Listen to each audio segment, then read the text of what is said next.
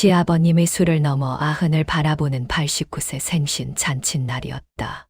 나는 호텔 연회장 구석에 서서 차갑게 식어버린 찻잔을 만지고 있었다. 홀 안에는 붉은 천이 깔린 12개의 테이블이 가득 찼고 상석 중안에 앉은 시아버님은 진홍색 한복을 차려입고 연신 싱글벙글하며 하객들을 맞이하고 계셨다. 남편 재호 씨는 아직 나타나지 않았다. 휴대폰을 보니 오후 3시 45분. 행사는 3시에 시작되었으니 벌써 45분이나 늦은 셈이다. 시어머니가 벌써 3번째 날을 채근했다. 미선아, 재호는 대체 어디 있는 거냐? 지 아비 89세 생신인데 자식놈이 이리 경중을 몰라서야 원. 막 전화를 걸려던 찰나 연회장의 육중한 문이 열렸다. 남편 이재호는 짙은 남색 수트를 빼입고 머리는 기름지게 넘긴 채 구두광을 번뜩이며 걸어 들어왔다. 그런데 그의 오른손에는 웬 여자의 손이 들려 있었다. 30 초반쯤 되어 보이는 여자는 몸매가 훤히 드러나는 화려한 실크 드레스를 입고 있었고 목에 걸린 진주 목걸이는 조명 아래서 눈이 시릴 정도로 반짝였다. 재호 씨의 왼팔에는 아이가 안겨 있었다. 서너 살쯤 되어 보이는 사내 아이는 작은 턱시도를 입고 나비 넥타이까지 메고 있었는데 여자의 어깨에 침을 흘리며 곤히 잠들어 있었다. 순간 연회장은 3초간 정적이 흘렀고 이내 폭탄이 터진 듯 술렁이기 시작했다. 왼쪽 테이블에 앉아있던 이모님의 목소리가 들렸다. 저게 누구야? 오른쪽에서 셋째 숙모의 목소리도 들려왔다. 미선아, 재호 옆에 저 여자 누구니? 나는 대답하지 않았다. 남편이 그 여자의 손등을 감싸쥐고 12개의 테이블 사이를 지나 상석으로 당당히 걸어가는 것을 지켜볼 뿐이었다. 여자의 얼굴에는 내가 22년 결혼 생활 동안 단 한 번도 가져보지 못한 묘한 확신과 승리감이 서려 있었다. 시어머니가 사색이 되어 일어났다. 재호야, 이게 대체 무슨 망측한 짓이냐. 하지만 재호 씨는 어머니의 말은 안중에도 없다는 듯 시아버님 앞에 서서 여자를 앞으로 한 발짝 내밀었다. 아버지, 오늘 89세 생신 축하드립니다. 오늘 이 자리를 빌려 꼭 보여드리고 싶은 사람이 있어서 데려왔습니다. 시아버님의 웃음기가 순식간에 굳었다. 재호 씨의 목소리는 연회장 전체에 울려 퍼질 정도로 컸다. 여기는 강예수라고 합니다. 제가 아끼는 사람입니다. 그리고 이 아이는 아버지 손주 이준호예요. 올해 3살 반 됐습니다. 연회장 안의 모든 소리가 사라졌다. 누군가 떨어뜨린 젓가락이 접시에 부딪히며 날카로운 소리를 냈다. 나는 그 자리에 멈춰 서 있었고 손에 든 찻잔 속의 찬물이 미세하게 흔들렸다. 강예수, 들어본 이름이었다. 3년 전 남편 회사에 새로 들어왔다던 격리 직원. 일 잘하고 싹싹한 아가씨라며 몇 번 언급하더니 어느 순간 말이 없길래 그만둔 줄 알았다. 그만둔 게 아니라 굳이 말할 필요가 없어진 거였다. 시어머니의 얼굴이 하얗게 질렸다가 이내 불그락 변했다. 이재호, 너 미쳤구나. 미쳤어. 남편은 8개의 테이블 넘어 22년이라는 시간을 건너 나를 똑바로 쳐다봤다. 그의 눈빛에는 단 한 줌의 죄책감도 없었다. 박미선, 당신이랑 나 사이의 일도 오늘 아버지 모시고 친척들 다 계신 데서 확실히 매듭 짓자. 그는 옆에 선 강예수를 자기 쪽으로 더 바짝 끌어당기며 말했다. 이혼해. 그 세 글자가 내 귀에 못 박히듯 박혔다. 이모님이 떨리는 목소리로 소리쳤다. 재호야, 너 술 취했니? 어서 나가서 정신 좀 차리고 오너라. 이모님이 그의 팔을 잡아 끌었지만 재호 씨는 거칠게 뿌리쳤다. 술 안 마셨습니다. 제정신이에요. 오늘 작정하고 말씀드리는 겁니다. 그는 연회장을 가득 메운 친척들을 한 번 쓱 훑어보더니 다시 나에게 시선을 고정했다. 박미선, 당신이랑 내 결혼은 이미 20년 전에 끝났어. 당신 지금 살고 있는 아파트, 타고 다니는 차, 쓰는 돈 전부 내가 벌어다 준 거야. 아들 찬이 학비에 생활비, 과외비, 유학 자금까지 다 내 주머니에서 나갔다고. 당신이 한 게 뭐야? 집에서 밥하고 빨래한 거 말고 당신이 한 게 대체 뭐냐고. 그는 옆에 선 여자를 보며 말을 이었다. 개수는 달라. 나를 이해해주고 지지해주고 무엇보다 나한테 아들까지 낳아줬어. 그러니까 오늘 모든 분 앞에서 공식적으로 이혼 요구하는 거야. 간예수는 고개를 들고 나를 빤히 쳐다봤다. 그 눈빛엔 비릿한 승리감이 감돌았다. 그녀 품에 안긴 아이가 뒤척이며 칭얼거리자 그녀는 아주 익숙하게 아이의 등을 토닥였다. 수천 번은 해본 듯한 능숙한 손길이었다. 시어머니는 힘없이 의자에 주저앉아 입술만 파르르 떠셨고 시아버님의 손은 부들부들 떨리고 있었다. 한복 소매 아래로 드러난 손목에 핏대가 섰다. 하객들은 서로 눈치만 보며 고개를 숙이고 휴대폰을 보거나 괜히 젓가락질을 하며 모른 척했다. 어떤 이는 이 광경을 찍으려는지 슬며시 휴대폰을 들어 올렸다. 나는 찻잔을 테이블에 내려놓았다. 도자기가 부딪히는 가벼운 소리가 났다. 남편과 그 곁의 여자, 그리고 그들의 아이를 물끄러미 바라봤다. 그는 오늘을 위해 아주 오랫동안 준비했을 것이다. 시아버님의 89세 생신, 온 일가 친척이 모인 이 자리를 고른 건 단순한 축하를 위해서가 아니었다. 이건 명백한 선전포고이자 협박이었다. 내가 말이 없자 재호 씨는 목소리를 더 높였다. 미선아, 당신이 영리하게 굴면 오늘 이 자리에서 바로 도장 찍자. 좋게 끝내자고. 살고 있는 집 명예 넘겨주고 차도 당신 가져. 거기다 위자료로 2억 줄 테니까. 그 돈이면 당신 여생 사는데 지장 없을 거야. 그는 양복 안주머니에서 서류 뭉치를 꺼내 테이블 위에 탁 소리가 나게 던졌다. 이혼 협의서였다. 모서리가 달아있는 걸 보니 얼마나 오랫동안 가슴에 품고 다녔는지 짐작이 갔다. 연회장 안은 에어컨 실외기 소리만 들릴 정도로 고요해졌다. 모든 시선이 나에게 쏠려 누군가는 내 반응을 기다렸고 누군가는 구경거리가 생겼다는 듯 흥미로워했다. 나는 아들 찬이를 보았다. 이제 막 대학을 졸업한 22살의 아들은 상석 가장자리에 앉아 있었다. 앞에 놓인 오렌지 주스에는 손도 대지 않은 채 고개를 푹 숙이고 있어 표정을 알 수 없었다. 내 시선을 느낀 재호 씨가 비웃듯 말했다. 찬이 걱정은 마. 걔는 내가 책임질 거니까. 대학원 보내주고 집 한 채 해주고 결혼까지 내가 다 시킬 거야. 당신 같은 엄마 밑에서 배워봤자 무슨 앞날이 있겠어. 당신 옆에 있는 게 오히려 내 앞길 막는 거야. 심장 소리가 귓가에 들릴 듯 크게 울렸다. 킁킁. 아주 느리고 무겁게. 그때 간예수가 입을 열었다. 꿀을 바른 칼날처럼 부드럽고 가시 돋친 목소리였다. 언니, 마음 안 좋으신 거 알아요. 하지만 사람 인연이라는 게 억지로 되는 게 아니잖아요. 재호 씨가 저를 선택한 거니까 이제 그만 놔주셨으면 좋겠어요. 찬이는 제 친자식처럼 잘 챙길게요. 준우랑 같이 형제처럼 잘 키울 거고요. 우리 이제 한 가족이나 다름없잖아요. 한 가족. 그 말을 내뱉는 그녀의 말투는 마치 오늘 날씨 좋네요라고 말하는 것처럼 평온했다. 나는 시어머니를 쳐다봤다. 어머니의 안색은 흑빛이었다. 하지만 그녀의 시선은 간예수의 품에 안긴 아이에게 고정되어 있었다. 어머니의 눈동자 속에서 욕만의 불씨가 일렁이는 게 보였다. 나는 평생을 시어머니 곁에서 지냈다. 그녀가 얼마나 대물림과 손주에 집착하는지 누구보다 잘 안다.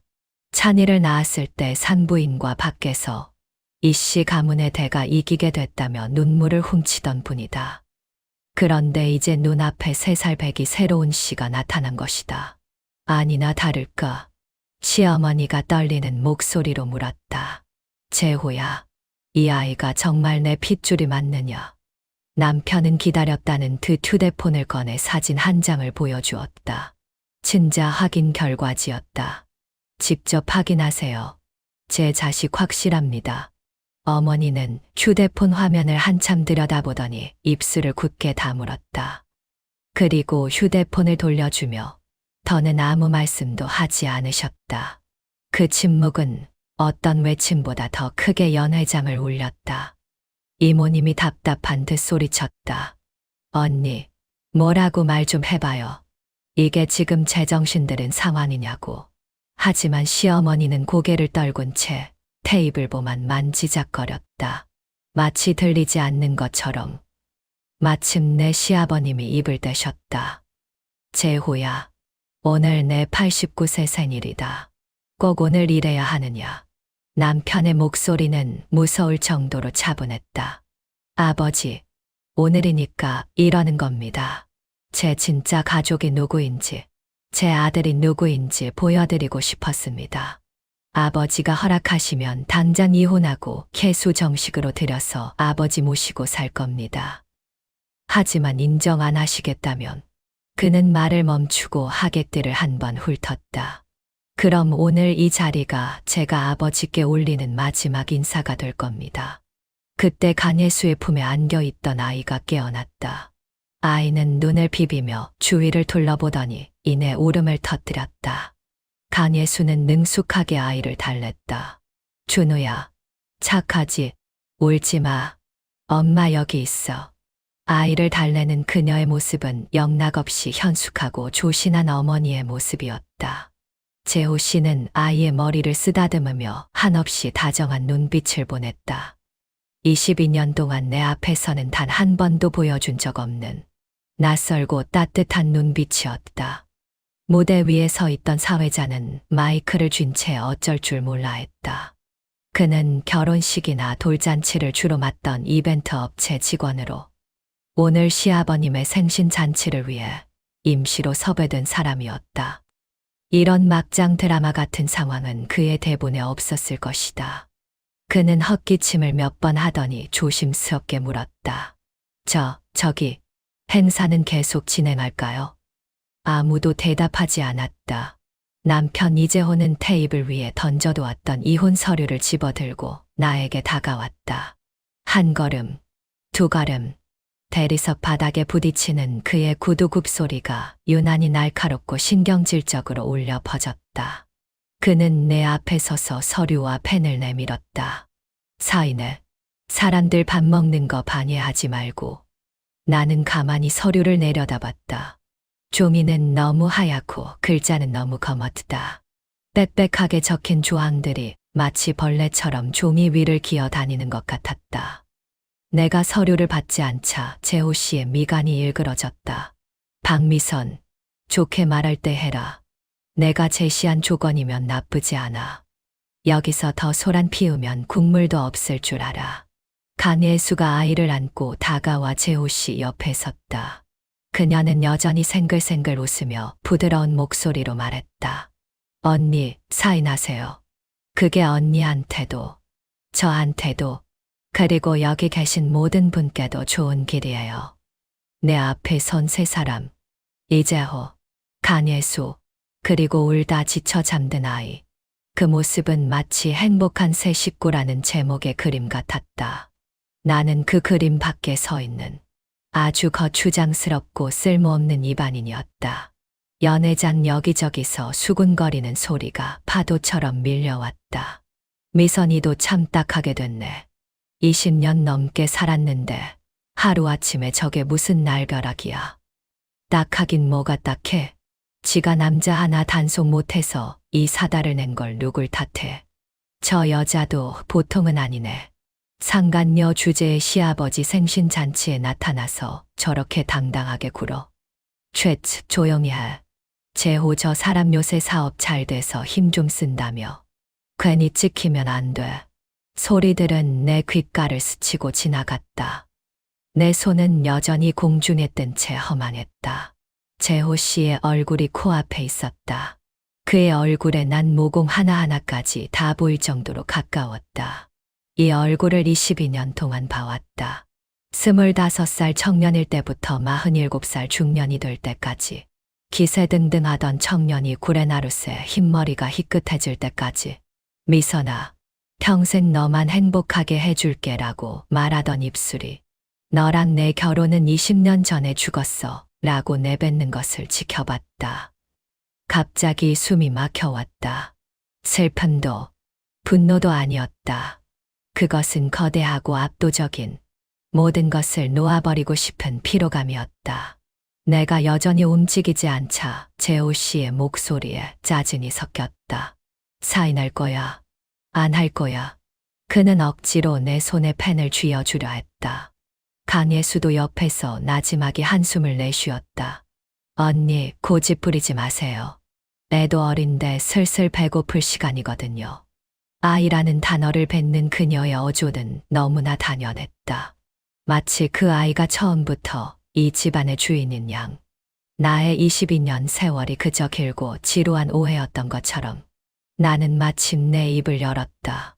목소리는 작았지만 아주 차분했다. 이재호, 정말 오늘이어야 했어.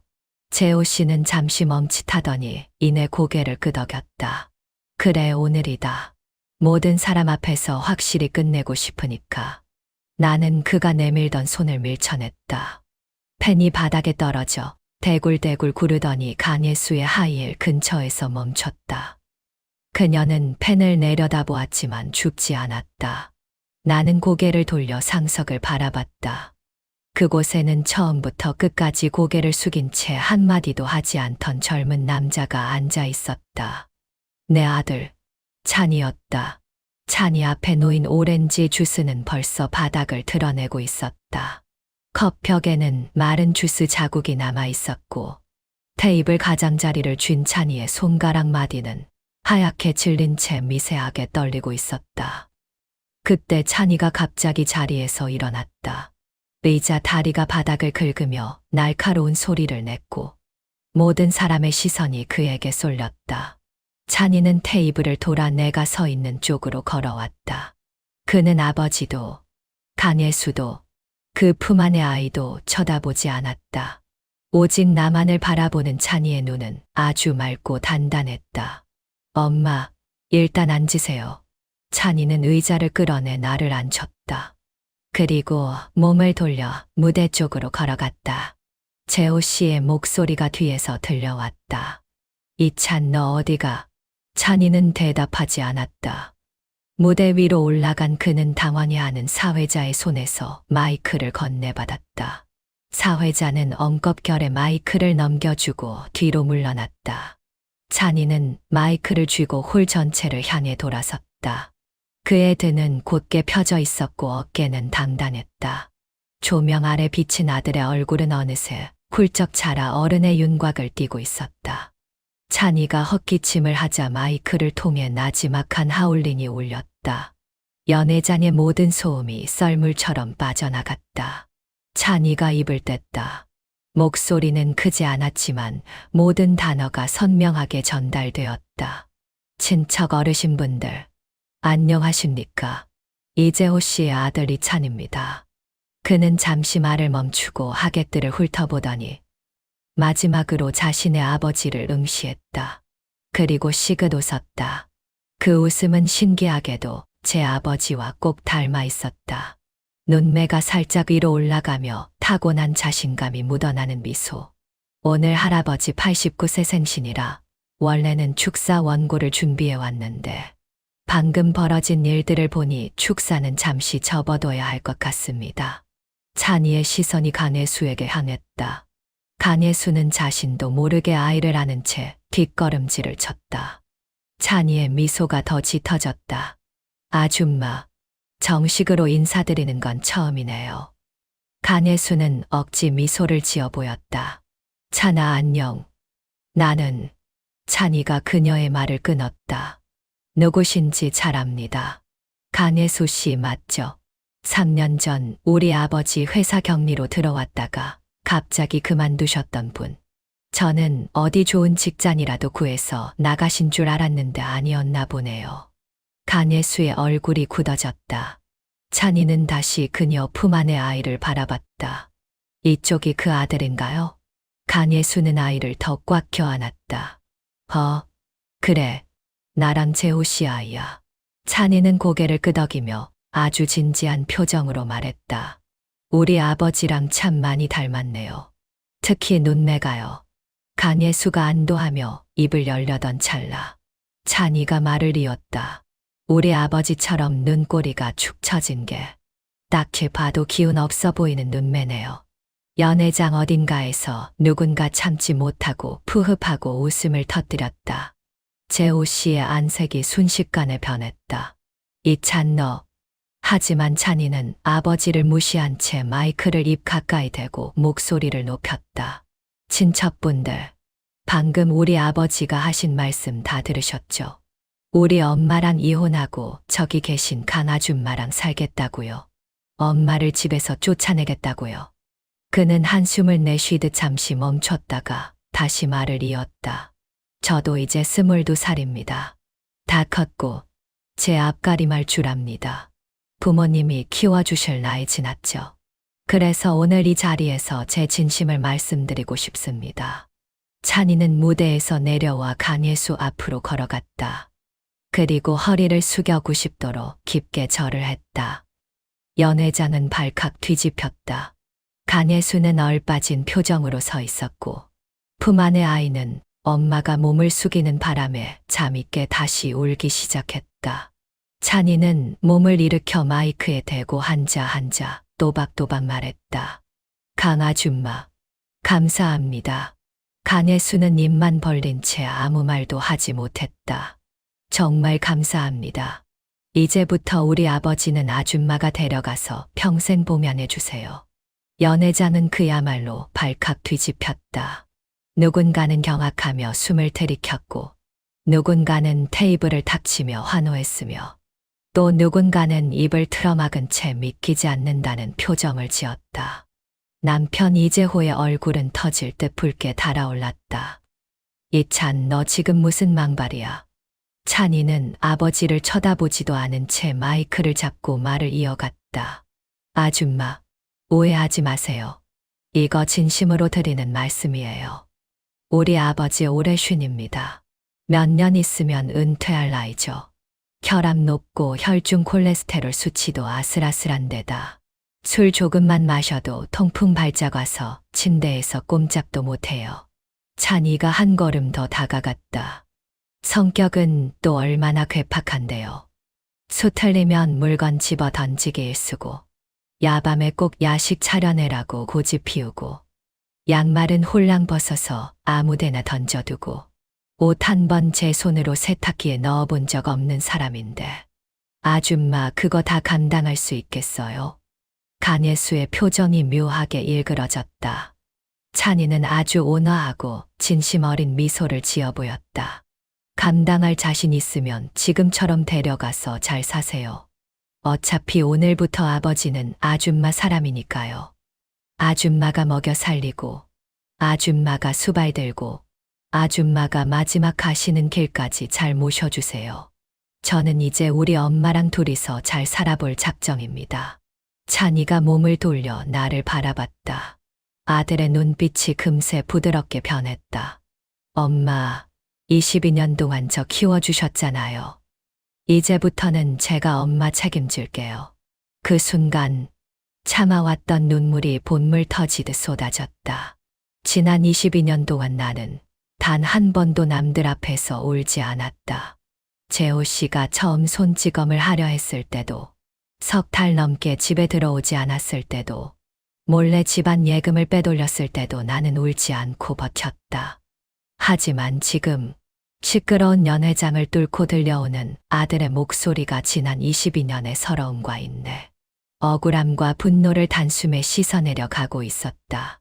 제가 엄마 책임질게요라는 그 말 한마디가 내 심장에 단단히 박혔다.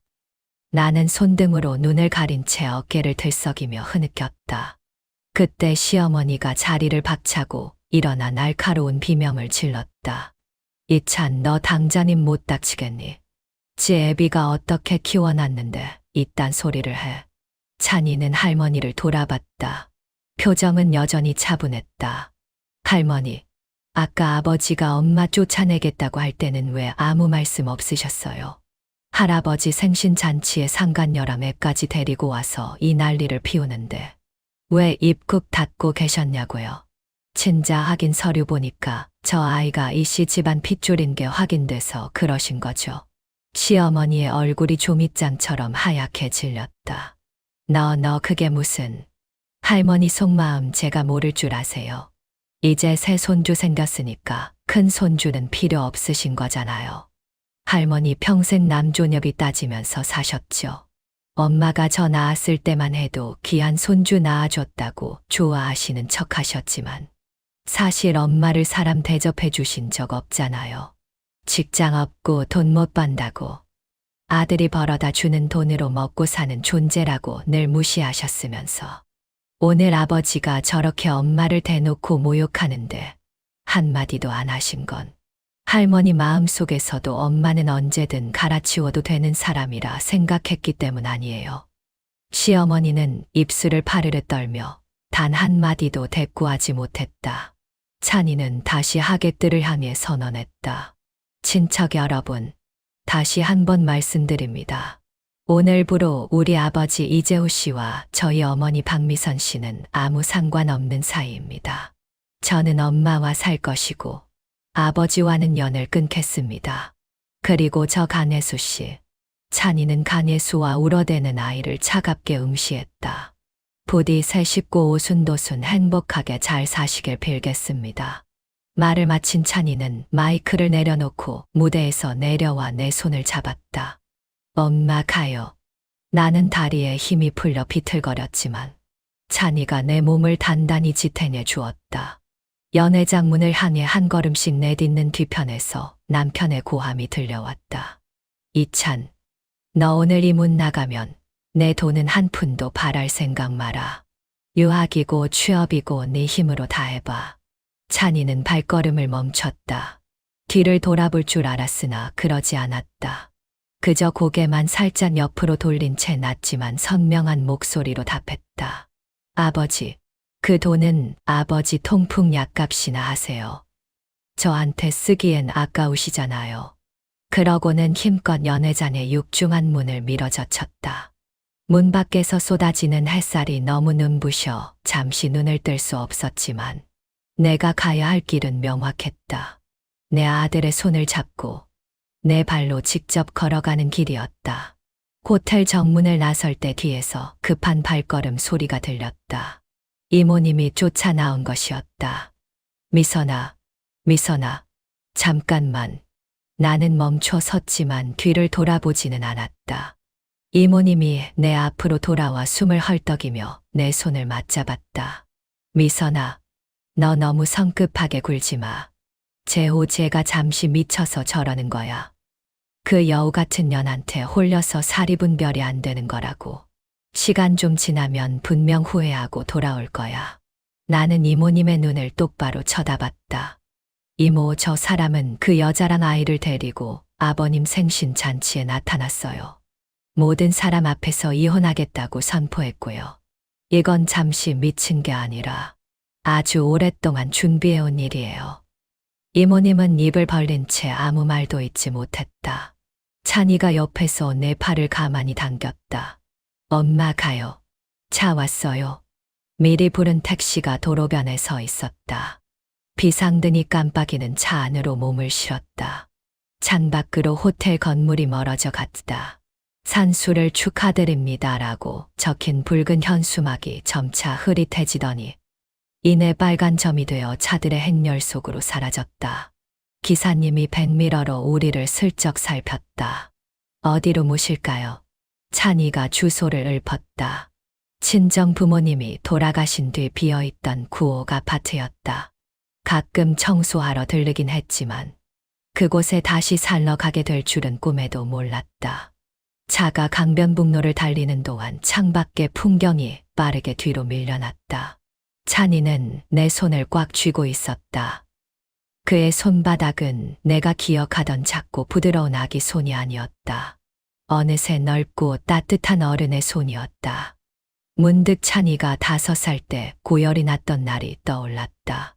한밤중에 아이를 들쳐 업고 응급실로 달려가 수액실에 앉아있던 밤.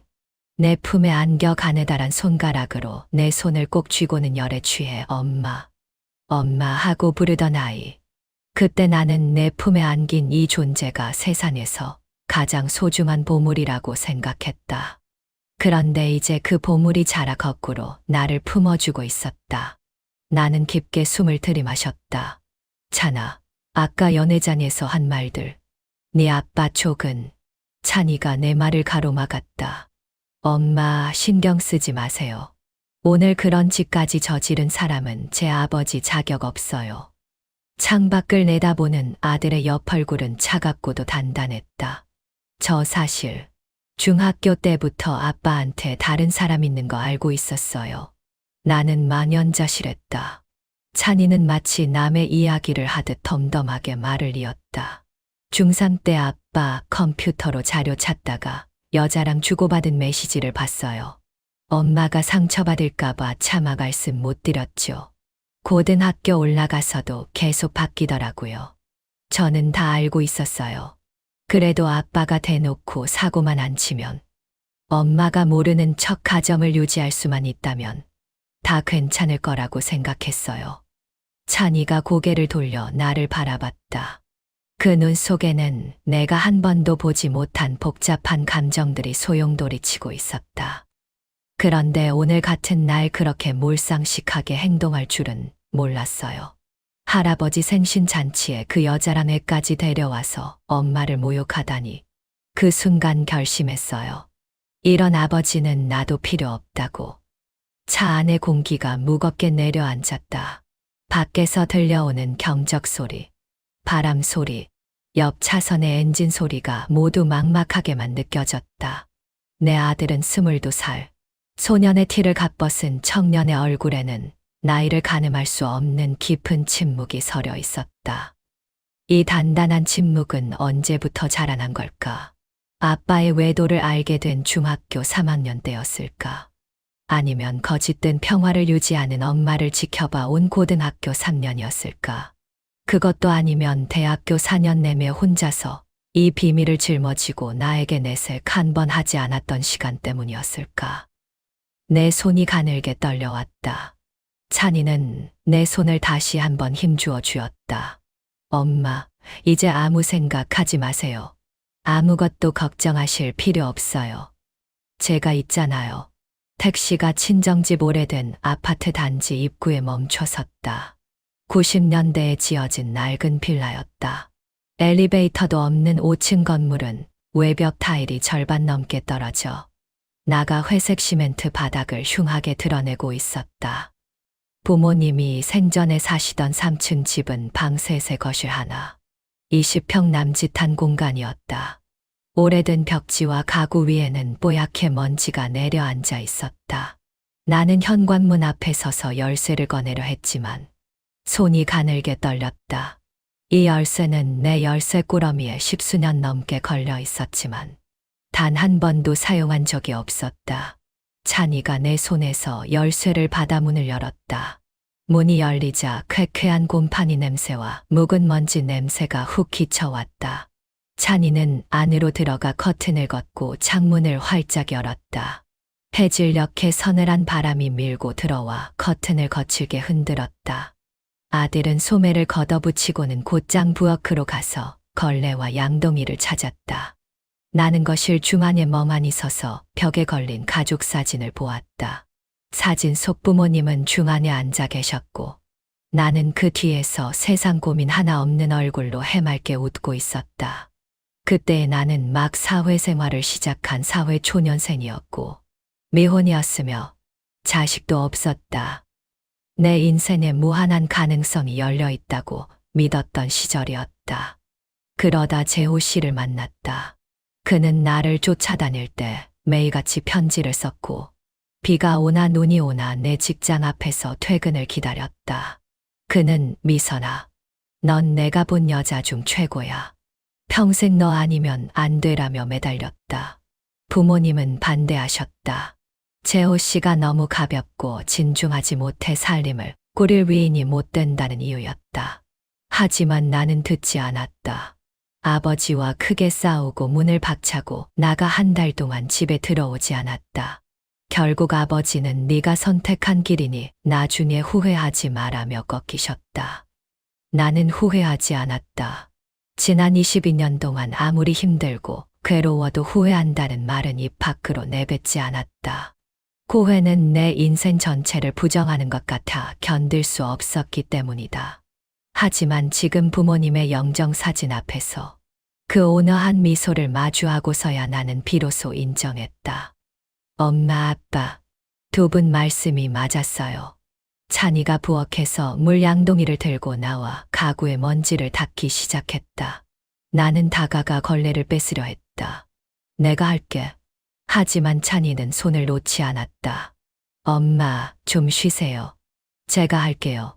찬이는 나를 소파에 앉히고는 자신은 바닥에 쪼그려 앉아 탁자를 닦기 시작했다. 손놀림이 아주 능숙했다. 갓 대학을 졸업한 청년이 아니라 살림을 오래 해본 사람의 솜씨였다. 나는 그 모습을 지켜보다가 문득 물었다. 찬아, 너 이런 거 언제 배웠니? 찬이는 고개도 들지 않은 채 대답했다. 대학교 때요. 기숙사 애들이 아무도 청소를 안 해서 제가 다 했거든요. 나중에 자취하면서 요리하고 빨래하다 보니까 저절로 몸에 배더라고요. 그는 잠시 멈칫하더니 한마디를 덧붙였다. 아빠는 이런 거 하나도 가르쳐 준 적 없잖아요. 엄마도 모르셨죠? 나는 정말 몰랐다. 재호 씨가 나한테는 못되게 굴어도 아들한테만큼은 어느 정도 신경을 쓰는 줄 알았다. 하지만 이제 보니 그가 말한 신경이란 고작 돈 몇 푼 쥐어주는 게 전부였다. 그때 휴대폰이 울렸다. 남편 이재호였다. 화면에 떠오른 이름을 한참 바라보다가 망설임 끝에 전화를 받았다. 박미선, 너 내 아들 데리고 어디 갔어?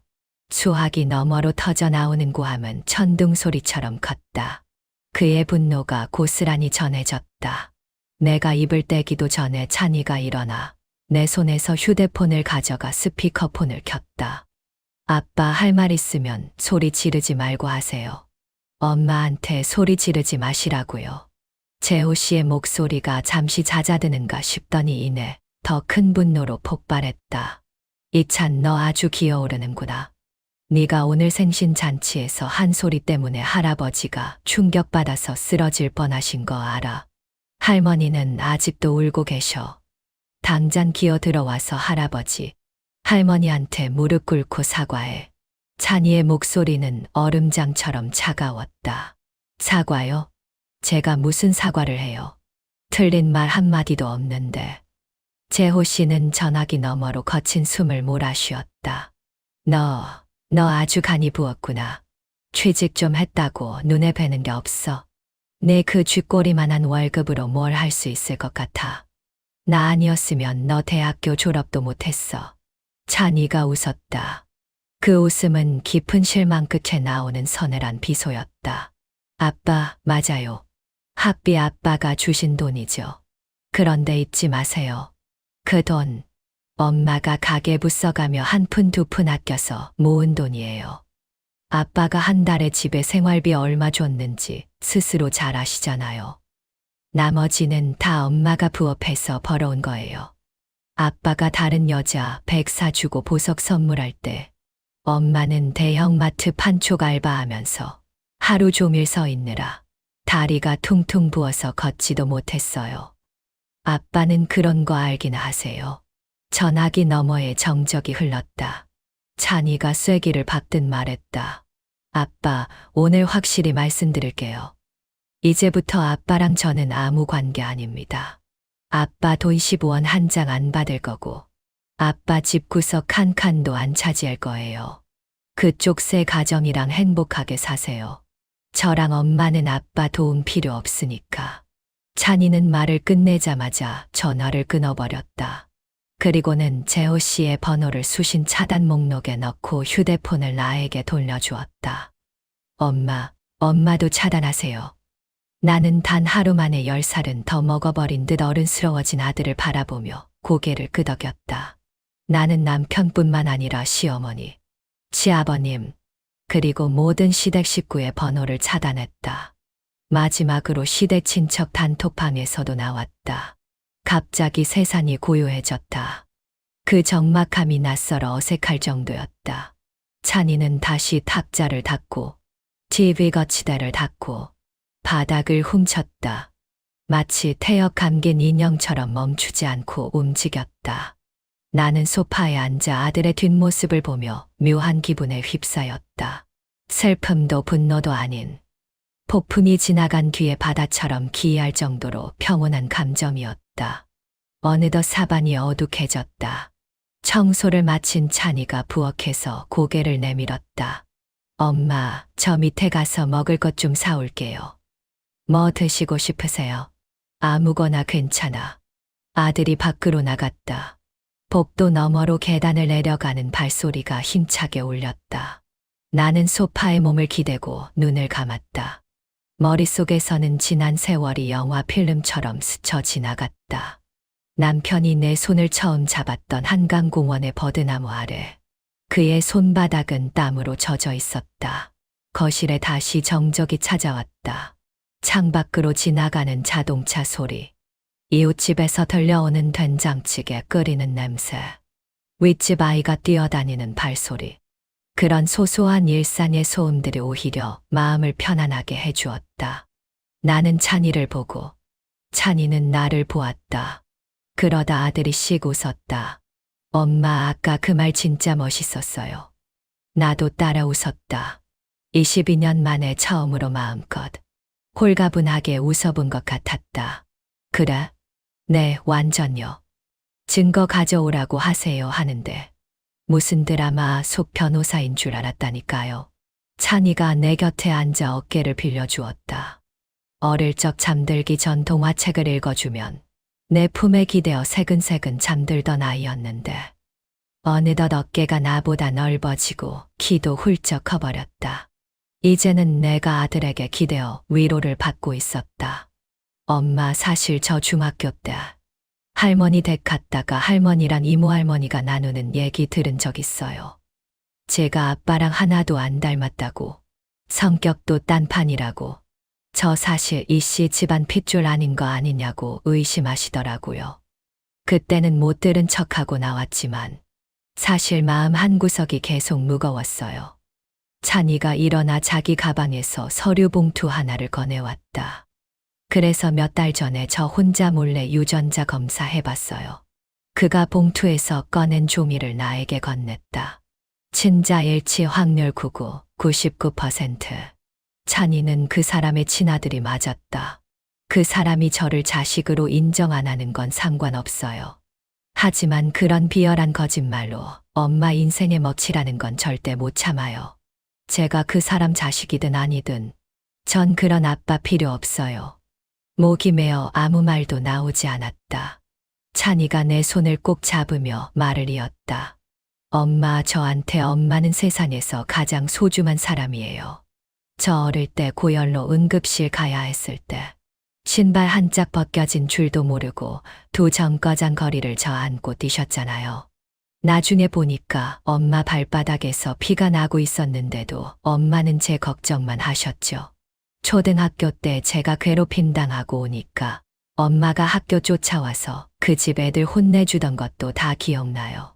중학교 때 성적 안 나와서 속상해할 때 밤새 제 곁 지켜주면서 아침밥 차려주시던 거. 고등학교 학비 벌겠다고 마트에서 다리 부어가며 일하시던 거. 저 하나도 안 잊었어요. 다 기억하고 있다고요. 참아왔던 눈물이 다시 무릎 위로 툭툭 떨어졌다. 찬이가 탁자 위에 티슈를 뽑아 내 눈물을 닦아주었다. 아주 무심하고 다정한 손길이었다. 엄마, 이제 그만 울어요. 오늘까지만 울고 앞으로는 울지 마요. 이제 우리 집에서 흘릴 눈물은 다른 사람들 몫으로 남겨두자고요. 나는 눈물을 닦고 깊게 숨을 들이마셨다. 그래, 이제 안 울어. 찬이는 부엌으로 가서 물을 끓였다. 낡고 좁은 부엌이었지만 아들의 넓은 등판이 그 공간을 꽉 채우고 있었다. 잠시 후 따뜻한 차 2잔이 거실 탁자 위에 놓였다. 찬이는 작은 목욕탕 의자를 가져와 내 앞에 앉아 차를 마셨다. 차 마시는 뒷모습이 돌아가신 친정아버지를 꼭 닮아 있었다. 나는 문득 물었다. 찬아, 너 아빠가 밉지 않니? 찻잔을 입가로 가져가던 아들의 손이 멈칫했다. 그는 고개를 저었다. 안 미워요. 정말이에요. 정말? 찬이가 찻잔을 내려놓고 나를 똑바로 쳐다보았다. 엄마, 누군가를 미워하는 것도 엄청난 에너지가 드는 일이더라고요.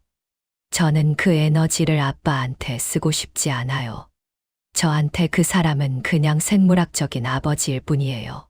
학비 대준 걸로 그 사람 역할은 끝난 거죠. 저는 더는 그 사람한테 빚진 것도 없고 그 사람이 저한테 뭘 해줄 거라 기대하지도 않아요. 전 이제 제 인생을 살아야죠. 그보다 훨씬 소중한 일들이 많으니까요. 찬이가 창가로 걸어가 밖을 내다보았다. 창밖에는 수많은 집의 불빛이 보석처럼 박혀 있었다. 열심히 일해서 돈 벌 거예요. 엄마한테 엘리베이터 있고 햇볕 잘 드는 아파트 사드릴게요. 크진 않아도 따뜻하고 조용한 집으로요. 그리고 엄마가 가고 싶다던 제주도도 가고 유럽 여행도 가요. 남 눈치 안 보고 큰 소리 안 듣고 엄마가 하고 싶은 거 다 하면서 살게 해드릴게요. 창밖에 불빛을 등지고 선 아들의 실루엣에 황금빛 테두리가 둘러진 것 같았다. 엄마, 제 인생의 목표는 이제 딱 하나예요. 엄마를 행복하게 만드는 거. 따뜻한 찬물이 목을 타고 내려가며 가슴속까지 온기를 전해주었다. 그날 밤, 나는 친정집 낡은 침대에서 부모님이 남겨주신 베개를 베고 잠이 들었다. 꿈속에는 재호 씨도, 상간녀도, 울어대던 아이도 없었다. 오직 어린 시절의 찬이가 내가 떠준 파란색 스웨터를 입고 마당에서 나비를 쫓아다니고 있었다. 아이는 땀을 뻘뻘 흘리며 나를 향해 소리쳤다. 엄마, 엄마, 내가 잡았어. 내가 팔을 벌리자 아이가 달려와 내 품에 쏙 안겼다. 작고 부드럽고 따뜻한 감촉. 잠에서 깨어나니 창밖은 이미 밝아 있었다.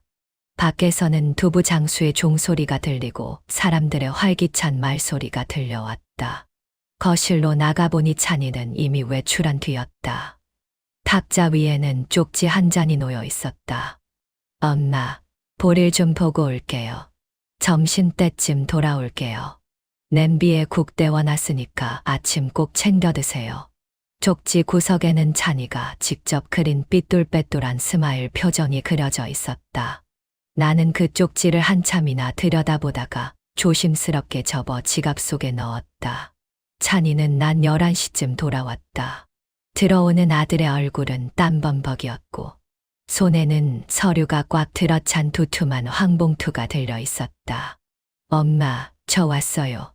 찬이는 봉투를 탁자에 내려놓고는 부엌으로 달려가 물 한 컵을 단숨에 들이켰다. 소매로 입가를 쓱 닦아낸 아들이 내 앞에 앉았다. 어디 갔다 오는 거니? 찬이는 봉투를 열어 서류 뭉치를 꺼냈다. 병원 가서 제 출생 기록부 떼어왔고요. 주민센터 가서 가족관계증명서랑 재적등본 다 확인했어요. 그러고 나서 공증사무소 들러서 이 서류들 다 공증받아 왔습니다. 아들은 마치 마술사처럼 탁자 위에 서류들을 하나씩 펼쳐 보였다. 출생증명서, 세대별 주민등록표 초본, 친자관계 공증서류. 나는 멍하니 그 종이들을 바라봤다. 너, 이걸 언제 다 준비한 거야? 찬이가 씁쓸하게 웃었다. 석 달 전요. 석 달 전.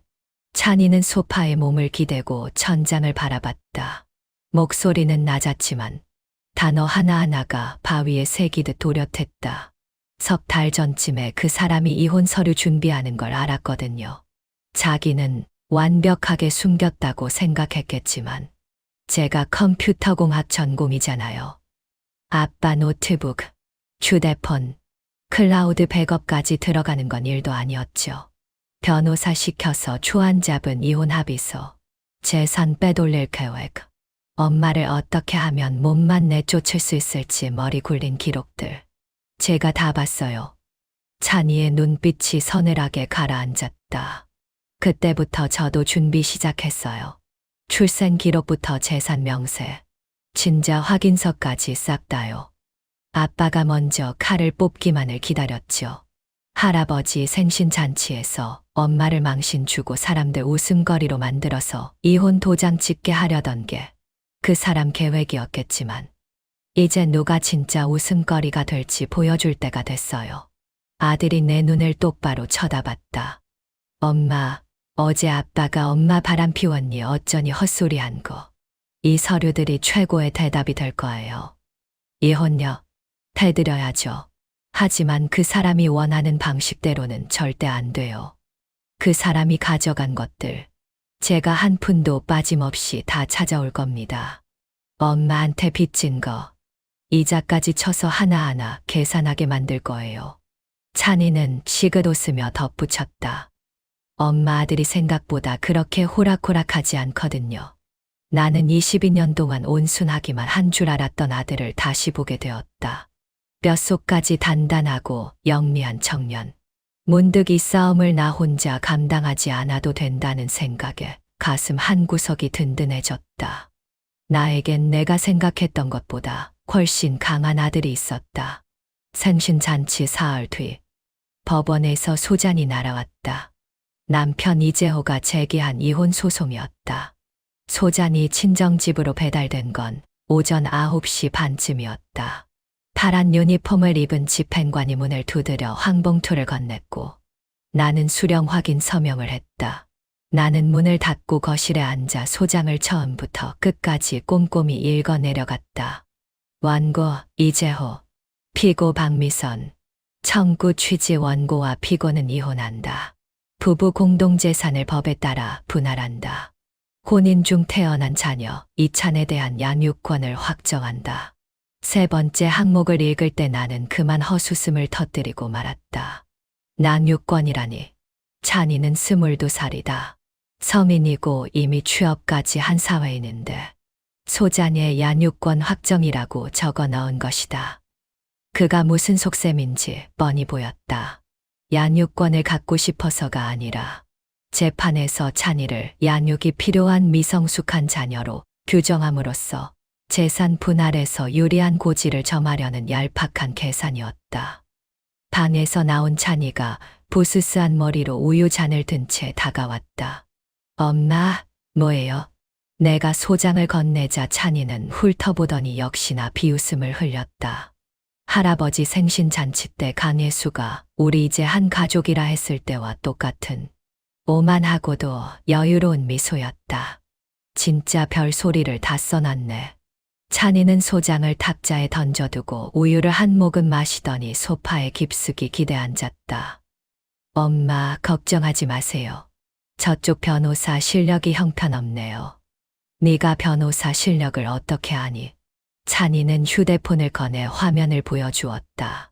화면 속에는 40대 중반쯤 되어 보이는 금태 안경을 쓴 남자의 프로필이 떠 있었다. 꽤 인텐리하고 전문적으로 보이는 얼굴이었다. 조관예 변호사, 45세, 경력 20년, 이혼 소송 전문이고 승소율 82%. 내가 프로필을 소리내어 읽자 꽤 대단한 사람처럼 느껴졌다. 하지만 찬이는 고개를 저으며 다른 화면을 띄웠다. 지난 5년간 그 변호사가 맡았던 판례 목록이었다. 지난 5년 동안 이혼 소송 37건 맡아서 32건 이기고 원 졌어요. 근데 그진 5건의 공통점이 뭔지 아세요? 상대방이 의뢰인의 숨겨진 재산을 완벽하게 찾아냈을 때예요. 이 변호사, 치명적인 약점이 하나 있거든요. 아들의 눈이 예리하게 빛났다. 회계 장부를 볼 줄 몰라요. 전형적으로 감성에 호소하는 스타일이죠. 법정에서 장황하게 연설해서 상대방을 나쁜 사람으로 몰아가는 데는 능하지만 상대방이 숫자가 적힌 장부를 들이밀면 그대로 얼어버려요. 나는 눈을 크게 떴다. 너 그걸 다 어떻게 조사했니? 찬이는 일어나 책상 위 노트북을 열었다. 화면에는 각종 문서와 엑셀표가 빽빽하게 깔려 있었다. 엄마, 제가 지난 석 달 동안 아빠가 컨택할 만한 변호사들을 데이터 분석으로 다 뒤졌어요. 조관혜는 아빠가 네 번째로 만난 변호사예요. 앞에 3명은 아빠 요구사항이 너무 많거나 수임료가 적다고 거절했거나 계약 직전에 아빠가 노쇼를 해서 틀어졌거든요. 이 조관혜라는 사람은 지금 돈이 급해요. 딸이 미국 유학 중인데 1년 학비만 1억 가까이 들거든요. 그래서 가릴 처지가 아니라 아빠 사건을 덥석 문 거예요. 나는 찬이의 노트북 화면을 보며 이 청년이 내가 알던 내 아들이 맞나 싶었다. 내가 알던 찬이는 조용하고 말수 적고 성적은 중간쯤에 말썽 한 번 안 부리던 아이였다. 그런데 지금 내 앞에 찬이는 마치 거대한 바둑판을 내려다보는 기사처럼 치밀하고 냉철했다. 찬이는 내 놀란 표정을 보더니 쑥스러운 듯 웃었다. 엄마, 제가 전공이 데이터 분석이잖아요. 소송도 하나의 프로젝트라고 생각했어요. 데이터를 수집하고 적을 분석하고 빈틈을 찾아서 전략을 짜는 거죠. 별거 아니에요. 말은 담담하게 했지만 이 자료를 모으기 위해 얼마나 많은 밤을 지새웠을지 짐작이 갔다. 대학교 4년 내내 방학 때마다 반에 틀어박혀 컴퓨터만 하길래 게임하는 줄 알고 잔소리했던 기억이 났다. 아들은 게임을 했던 게 아니라 엄마를 위한 전쟁을 준비하고 있었던 것이다. 나는 벅차오르는 감정을 누르며 물었다. 그래서 이제 어떻게 할 계획이니? 찬이는 폴더 하나를 열었다. 그 안에는 은행 거래 내역, 부동산 정보, 주식 지분 구조, 카카오톡 대화방 복구본, 호텔 숙박 기록까지 수십 개의 파일이 정연하게 정리되어 있었다. 내 시선이 호텔 숙박 기록에 머물자 가슴이 철렁했다. 찬이는 내 표정을 살피더니 목소리를 낮췄다. 엄마, 이건 자세히 보실 필요 없어요. 제가 다 알아서 처리할게요. 하지만 아빠가 그동안 엄마 몰래 얼마나 많은 재산을 빼돌렸는지는 아셔야 해요. 찬이가 엑셀표 하나를 띄웠다. 숫자들이 쏟아져 나왔다. 2015년 간예수 엄마 명의로 7억짜리 아파트 한 채 전액 현금으로 샀어요. 2016년에는 회사 지분 15%를 먼 친척 명의로 돌려놨는데 알고 보니 그 친척이 간예수의 외삼촌이더라고요. 2017년부터는 회사 자금 1억을 홍콩 해외 비밀 계좌로 3차례에 걸쳐 송금했고요. 2018년에는 투자용이라 속이고 제주도에 2, 3억짜리 빌라를 샀는데 거기 실거주자는 간예수의 부모님이에요. 그리고 2019년 그 사세나 놈 이름으로 4억짜리 교육보험 가입했고요. 수익자는 당연히 간예수고요. 2020년에는 그만해라. 내가 찬이의 말을 끊었다. 나는 무릎 위에 놓인 손을 꽉 쥐었다. 무서워서가 아니라 22년 동안 쌓여온 분노가 드디어 출구를 찾았기 때문이었다. 남편이 바람을 피우는 건 알았다. 여자가 있다는 것도, 그 여자에게 돈을 쓴다는 것도 짐작은 했다. 하지만 이 정도일 줄은 몰랐다. 7억짜리 아파트, 1억 해외 송금, 2, 3억 빌라, 4억 보험금. 그 세월 동안 나는 5천 원을 아끼려고 새 옷 한 벌 안 사 입었다. 1,000원이라도 싼 채소를 사러 마트 마감 세트 시간을 기다렸고 찬이 학원비 보태겠다고 마트 판촉 알바를 하며 다리가 퉁퉁 붓도록 서서 하루 8만 원을 벌었다. 남편은 밖에서 수십억을 물쓰듯 펑펑 쓰고 다닐 때 나는 집에서 10,000원 한 잔에 벌벌 떨며 살았다. 찬이가 내 곁으로 다가와 떨리는 내 손을 맞잡았다. 엄마, 이제 다 끝났어요. 이 돈들 제가 한 푼도 빠짐없이 다 찾아올 거예요. 아들의 목소리는 나지막했지만 단단한 쇠모처럼 흔들림이 없었다. 나는 찬이의 눈을 바라보며 물었다. 정말 다 찾을 수 있을까? 그럼요. 재산을 빼돌릴 때 쓴 돈이 전부 부부 공동재산이니까요. 아무리 명의를 세탁하고 해외로 돌렸어도 법적으로 그 절반은 엄마 거예요. 이미 변호사도 구해놨어요. 재산분할 쪽으로는 국내 최고인 설리나 변호사라고. 제가 모은 자료 보더니 이 사건은 100% 이긴다고 확답 주셨어요. 나는 입을 벌려 무언가 말하려 했지만 찬이가 살며시 손을 들어 나를 제지했다. 엄마 아무것도 하실 필요 없어요. 딱 한 가지만 하시면 돼요. 법정에서 고개 단단히 들고 그 사람 눈을 똑바로 쳐다보세요. 그리고 말씀하세요. 이혼해 주겠다고.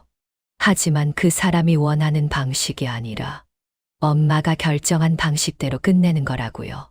재판 날은 화요일이었다. 날씨는 맑고 햇살은 눈부셨지만 공기 끝에는 이미 가을의 서늘함이 묻어 있었다. 나는 서울가정법원 앞에 섰다. 짙은 회색 캐시미어 코트에 검은색 미들힐을 신고 머리는 단정하게 묶었다. 화장은 거의 하지 않았지만 보름 전보다 안색은 훨씬 좋아져 있었다. 내 곁에는 찬이가 서 있었다. 짙은 남색 수트에 붉은색 넥타이를 메고 서류 가방을 든 모습은 갓 졸업한 대학생이라기보다 10년 차 베테랑 직장인처럼 듬직했다. 우리 앞에는 설리나 변호사가 서 있었다. 45세, 짧은 단발머리에 검은 뿔테 안경을 쓴 그녀는 얼음산처럼 차분하고 냉철한 분위기를 풍겼다. 그녀가 나를 돌아보며 말했다. 박미선 씨, 안에 들어가서 상대방이 무슨 말을 하든 절대 동요하지 마세요. 저와 찬이가 말하게 두시면 됩니다. 박미선 씨는 판사님이 묻는 말에만 예, 아니오로 대답하시면 돼요. 나는 고개를 끄덕였다. 선 변호사가 찬이를 슬쩍 쳐다봤다. 자료는 다 챙겼죠. 찬이가 서류 가방을 툭툭 쳤다. 완벽합니다. 선 변호사가 몸을 돌려 법원 안으로 걸어갔다. 대리석 바닥에 부딪히는 그녀의 구두 소리는 마치 전쟁터의 진군 나팔처럼 명쾌하고 힘찼다. 나는 그녀의 뒤를 따라 한 계단씩 올라갔다. 발을 뗄 때마다 지난 22년의 세월을 한 겹씩 밟아 뭉개는 기분이었다. 법정 입구에서 이재호를 마주쳤다. 회색 수트를 입고 머리에 기름을 잔뜩 발랐지만 눈 밑에 짙은 다크서클은 감추지 못했다. 와이셔츠 깃은 약간 구겨져 있어 며칠 밤을 설친 듯한 기색이 역력했다. 그 곁에는 강예수가 서 있었다. 크림색 원피스를 입고 옅은 화장을 한 그녀는 마치 조신한 현모양처인 양내숭을 떨고 있었다. 그녀는 나를 보자 입꼬리를 살짝 올리며 비릿한 미소를 지었다. 이재호는 찬이를 보자 안색이 변했다. 이찬, 네가 여길 왜 와? 찬이가 걸음을 멈추고 아버지를 똑바로 응시했다. 우리 엄마 증인으로 왔습니다. 이재호의 얼굴이 더욱 험악해졌다. 증인 무슨 증인? 넌 내 아들이야. 맞다니 내 편에 서야지. 찬이가 픽 웃었다. 그 웃음은 짧았지만 날카로웠다. 아들요? 아버지가 그러셨잖아요. 저 우리 엄마 자식 아니라고. 제가 엄마 자식이 아니면 아빠 자식일 확률은 더 없는 거 아닌가요? 안 그래요. 이재호의 얼굴이 돼지 간처럼 검붉게 달아올랐다. 옆에 있던 강예수가 슬쩍 그의 소매를 끌었다. 재호 씨, 상대하지 말고 들어가요. 이재호는 거친 숨을 내뱉으며 찬이를 쏘아보고는 법정 안으로 성큼성큼 들어갔다. 강예수가 그 뒤를 따르다 내 옆을 지나칠 때 발걸음을 늦췄다. 그녀는 내 귀에 대고 개미만 한 목소리로 속삭였다. 언니, 오늘 지나면 언니는 빈털털이에요. 나는 그녀를 쳐다보지도 대꾸하지도 않았다. 오늘 이후 빈털터리가 될 사람이 누구인지는 내가 가장 잘 알고 있었으니까. 법정 안은 아담했지만 엄숙했다. 짙은 갈색 책상 위로 국장 문양이 걸려 있었고 법관석에는 금태 안경을 쓴 50대 여성 판사가 앉아 있었다. 표정은 진지했지만 지나치게 위압적이지는 않았다. 우리는 피고석에 앉았다. 왼쪽에는 선 변호사, 오른쪽에는 찬이가 앉았다. 원고석에는 이재호와 그의 변호사 조관혜가 나란히 앉았고 강예수는 방청석 맨 앞줄에 앉아 보온병에 물을 홀짝이며 마치 남의 집 구경이라도 온 듯 여유로운 표정을 지었다. 판사가 의사봉을 두드렸다. 사건 번호 202 XXXXX 완고 이재호 피고 박미선 이혼 소송 재판을 시작합니다. 조관의 변호사가 일어나 헛기침을 하더니 변론을 시작했다. 그의 목소리는 웅장했고 논리는 정연했다. 핵심은 세 가지였다. 첫째, 부부관계 파탄으로 인한 이혼 청구. 둘째, 자녀 이찬에 대한 양육권 및 양육비 청구. 셋째, 부부 공동재산의 법적 분할. 변론이 끝나자 판사가 우리 쪽을 보았다. 피고 측 의견 있습니까? 설리나 변호사가 품위 있게 일어났다. 재판장님, 원고의 첫 번째 청구인 이혼에 대해서는 피고 측도 이의가 없습니다. 판사가 고개를 끄덕였다. 다만 두 번째 청구인 자녀, 이찬군의 양육권 문제입니다. 이찬군은 현재 만 22세로 이미 서민이며 완전한 민사상 행위 능력을 갖춘 서민입니다. 따라서 양육권 귀속 문제는 논의 대상이 될 수 없습니다. 조관예 변호사가 즉각 반박했다. 재판장님, 비록 성인이긴 하나 이찬군은 아직 독립적인 경제 활동을 하지 못하며 부모의 경제적 지원에 전적으로 의존하고 있습니다. 따라서 재산 분할 시 원고가 이찬군을 부양해온 실제 지출 내역이 충분히 고려되어야 합니다. 선 변호사의 입꼬리가 살짝 떨렸다. 비웃음이었지만 금세 평정을 되찾았다. 원고 측은 이찬군이 독립적이지 못하며 경제적 지원이 필요하다고 주장하시는데 그 근거가 무엇입니까? 조 변호사가 서류 한 장을 내밀었다. 여기 이찬군의 대학 4년 학비 및 생활비 지출 명세서입니다. 총 1억 2천만 원이며 전액 원고 이재호 씨가 지불했습니다. 선 변호사가 서류를 훑어보고는 그대로 내려놓았다. 재판장님, 증인 이찬군의 신문을 요청합니다. 판사가 허락하자 찬이가 증인석으로 걸어나갔다. 아들은 법정 조명 아래서 아주 고츠건단해 보였다. 법정 겸위가 선서문을 건넸고 찬이는 오른손을 들어 또박또박 선서했다. 양심에 따라 숨김과 보탬 없이 사실 그대로 말할 것을 맹세합니다. 선 변호사가 찬이 앞으로 다가갔다. 이찬군, 현재 직업이 있습니까? 네, IT 기업 개발자로 근무 중입니다. 월급은 얼마입니까? 세전 사용역만 원입니다. 그럼 언제부터 원고 이재호 씨에게 학비나 생활비를 지원받지 않았습니까? 찬이는 이재호를 똑바로 쳐다보며 흔들림 없는 목소리로 답했다. 대학교 2학년 때부터입니다. 조 변호사가 벌떡 일어났다. 재판장님, 증인의 진술은 원고가 제출한 증거와 상반됩니다. 판사가 찬이를 바라봤다. 증인, 설명해 보겠습니까? 찬이는 주머니에서 USB 하나를 꺼내 경위에게 전달했다. 여기 제가 대학 시절 아르바이트와 프로젝트 외주로 벌어들인 소득 증빙 계좌 내역, 그리고 학자금 대출 상환 기록이 모두 들어 있습니다. 저는 2학년 때부터 조교 활동과 외부 코딩 프로젝트로 매달 1호0만 원 이상의 수익을 냈고 이를 생활비로 썼습니다. 3학년부터는 학자금 대출을 받았고 졸업 전에 제가 번 돈으로 전액 상환했습니다. 원고가 제출한 1억 2천만 원은 제가 1학년 때부터 2학년 1학기까지 단 1년 반 동안의 지출일 뿐입니다. 화면에 찬이의 계좌 내역이 띄워졌다.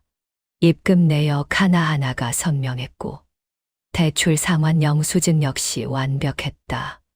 조관예 변호사의 안색이 흑빛이 되었고 이재호의 얼굴은 그보다 10배는 더 흉하게 일그러졌다. 그는 입술을 파르르 떨며 찬이를 쏘아봤지만 아무 말도 내뱉지 못했다. 선 변호사가 판사를 향해 고개를 숙였다. 재판장님, 사실은 명백합니다. 이찬군은 이미 독립한 서민으로 양육권 대상이 아닙니다. 원고 측이 부양을 빌미로 재산 분할 우위를 점하려 하는 주장은 근거가 없습니다. 판사가 고개를 끄덕이며 원고 측에 물었다. 원고 측, 양육권 문제에 대해 더 하실 말씀 있습니까? 조 변호사가 입을 벙긋거리다 결국 고개를 저었다. 없습니다. 선 변호사가 자리로 돌아오며 나를 향해 살짝 눈짓을 보냈다. 첫 번째 라운드는 우리의 완승이었다. 판사가 의사봉을 쳤다. 이제 재산 분할 단계로 넘어가겠습니다. 양측은 재산 목록을 제출해 주십시오. 조 변호사가 서류를 내밀었다. 원고 측은 모든 부부 공동재산 및 채무 목록을 제출했습니다. 판사가 서류를 훑어보더니 미간을 찌푸렸다. 원고 측이 주장하는 공동재산은 서울 강남구의 아파트 한 채 시세 약 2억, 자동차 한 대 시세 약 5천만 원, 예금 2억 원 등 총 7억 5천만 원입니까? 조 변호사가 답했다. 네, 그렇습니다. 그러자 설리나 변호사가 가방에서 아주 두툼한 서류 뭉치를 꺼내 들었다. 재판장님, 피고 측은 원고가 제출한 재산 목록에 대해 중대한 이의를 제기합니다. 그녀는 판사석 앞으로 걸어가 서류를 하나씩 제출하기 시작했다. 이것은 피고 측이 조사한 원고 이재호가 혼인 기간 중 악의적으로 은닉하고 빼돌린 재산 목록입니다. 선 변호사의 목소리가 법정에 울려 퍼졌다. 첫째, 2015년 원고 이재호는 피고의 도매 없이 공동재산 7억 원을 유용하여 상간녀, 간예수의 모친 명의로 아파트를 구입했습니다. 둘째, 2016년 자신이 보유한 회사 지분 15%를 시장가보다 현저히 낮은 가격으로 친척 이보국에게 양도했습니다. 조사 결과 이보국은 간예수의 외삼촌임이 밝혀졌습니다. 셋째, 2017년부터 세 차례에 걸쳐 회사 공금 및 비자금 1억 원을 간예수의 홍콩 개인 계좌로 송금했습니다. 넷째, 2018년 투자 명목으로 공동재산 2, 3억 원을 사용하여 제주도의 빌라를 구입했으나 현재 그곳에는 간예수의 부모가 실거주 중입니다. 다섯째, 2019년 간예수와의 사이에서 낳은 사생아 이준우의 교육보험으로 4억 원을 일시나 뺐습니다. 이상 확인된 금액만 총 4,6억 원에 달합니다. 이는 모두 원고가 피고 몰래 빼돌린 부부 공동재산입니다. 법정 안은 2초간 쥐 죽은 듯 고요해졌고 이내 폭탄이 터진 듯한 소란에 휩싸였다. 방청석에 앉아있던 간예수의 손에서 보온병이 떨어졌다. 쾅 하는 소리와 함께 뜨거운 물이 바닥으로 쏟아졌다. 이재호는 자리를 박차고 일어나 얼굴을 붉히며 설리나 변호사를 손가락으로 가리켰다. 이거 다 새빨간 거짓말이야. 날 줘라고. 당신 미쳤어? 판사가 거칠게 의사봉을 두드렸다. 원고, 자리에 앉으세요. 감정 조절하십시오. 이재호는 변호사 조관혜의 손에 끌려 겨우 자리에 앉았지만 분을 이기지 못한 듯 황소처럼 거친 숨을 몰아쉬었다. 선 변호사는 그를 쳐다보지도 않은 채 판사를 향해 변론을 이어갔다. 재판장님, 저희가 제출한 증거는 은행거래 내역, 부동산 등기부 등본, 주식양도 계약서, 호텔 숙박 기록, 카카오톡 대화 내용 등 총 47건에 달합니다. 모두 공증을 마쳤으며 출처가 명확하고 객관적인 사실입니다. 저희는 위 4,6억 원을 부부 공동재산에 다시 포함하여 법에 따라 분할할 것을 청구합니다. 또한 원고 이재호는 혼인 기간 중 타인과 동거하며 자녀를 출산하는 등 중대한 유책 사유가 있으므로 재산 분할 시 원고의 몫을 대폭 감축해야 마땅합니다. 조 변호사가 반박하려 일어났다. 재판장님, 피고 측이 제시한 증거들은 출처가 불분명하며 본 사건과 판사가 그의 말을 잘랐다. 조 변호사, 이 증거들은 이미 공증을 거쳤고 절차상 하자가 없습니다. 본 재판부는 이 증거들을 채택하겠습니다. 반박하고 싶다면 감정적인 호소가 아니라 객관적인 자료를 가져오세요. 조 변호사는 입을 벌린 채 아무 말도 하지 못했다. 반박할 자료가 있을 리 없었다.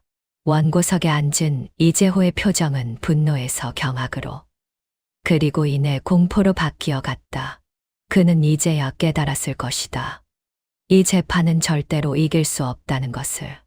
돈이 없어서도 변호사가 부족해서도 아니었다. 자신이 우습게 여기고 마음대로 휘두를 수 있다고 믿었던 아들이 단 석 달 만에 자신의 치부까지 싹 다 발가벗겨 놓았기 때문이다. 판사가 나를 쳐다봤다. 피고 박미선 씨, 본인이 직접 하실 말씀 있습니까? 나는 천천히 자리에서 일어났다. 법정 안의 모든 시선이 나에게 쏠렸다. 이재호의 증오 섞인 눈빛, 강예수의 불안한 눈초리, 조 변호사의 당혹감, 그리고 방청객들의 호기심 어린 시선까지. 나는 깊게 숨을 들이마셨다. 재판장님, 저는 이혼에 동의합니다. 다만 2가지 조건을 제안합니다. 판사가 고개를 끄덕였다. 말씀하세요. 첫째, 이재호 씨가 은닉한 4,6억 원의 공동재산을 전액 환수하여 법대로 분할해 주십시오. 둘째, 유채 배우자인 이재호 씨에게 그에 상응하는 위자료를 청구합니다. 나는 잠시 말을 멈추고 이재호를 똑바로 바라봤다. 그는 나를 노려보고 있었지만 그 눈 속에는 내가 한 번도 본 적 없는 비겁한 공포가 서려 있었다. 셋째, 나는 덧붙였다. 저는 이재호 씨 명의의 회사 지분에 대해서는 제 권리를 주장하지 않겠습니다. 순간 법정 안이 술렁였다. 선 변호사도 찬이도 놀란 눈으로 나를 보았다. 이재호의 얼굴에는 당혹감과 경계심이 동시에 떠올랐다. 내가 지분을 포기하는 것이 절대 선의가 아님을 그도 직감했을 것이다. 대신 이재호 씨가 2016년 이보국 명의로 빼돌린 회사 지분 15%를 즉시 회수하여 아들 이찬에게 전액 증여할 것을 요구합니다.